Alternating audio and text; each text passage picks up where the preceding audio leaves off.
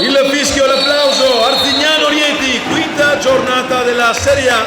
Refuz Arzignano in completo Barcellona e il Rieti maglia bianco-azzurra. Ecco il fischio e Rieti che va a muovere la prima palla. Qui Morillo fermato da Jelocic, la ripartenza del Rieti con Franco Jelocic che colpisce la traversa in diagonale, palla avanti per Marcio, la risposta, Marcio per Amoroso e ancora la risposta di Moura. La calma giusta, qui intanto va via Ibra Guti, va a caricare il destro, Ibra! Questo è un grande gol Ibra! Che dà la carica all'Arzignano, la carica per l'Arzignano, per Jelocic, si accentra il croato, il tiro, la risposta è il pareggio di De Luca, immediato il pareggio di Massimo De Luca che va a farsi fare la foto dal fotografo Reatino, dunque nemmeno il tempo di gioire, di problema. Attenzione però ancora Fortino! Che tocca la traversa per Amoroso, ma domestica il pallone da Morillo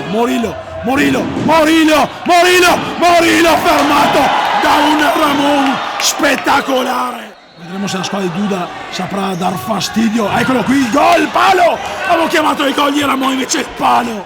Il secondo tempo di Arzignano e Rieti, vuole il tiro Jelocic e gol di Rodolfo Robocop Fortino che trova il vantaggio del Rieti con una girata veloce, la voleva Fortino, dunque è ripartito ma Jelocic porta via il pallone per Rafael Fortino, ancora per Rafael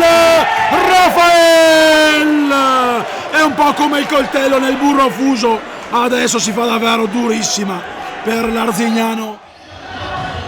Rafael, c'è il fallo, gol, ma le proteste, c'era un fallo su Marcio e comunque Robocop Fortino firma il gol su area, ma Cincischia, qui c'è un fallo non fischiato, scivola il palo e ancora la parata di Pozzi che si riprende gli applausi.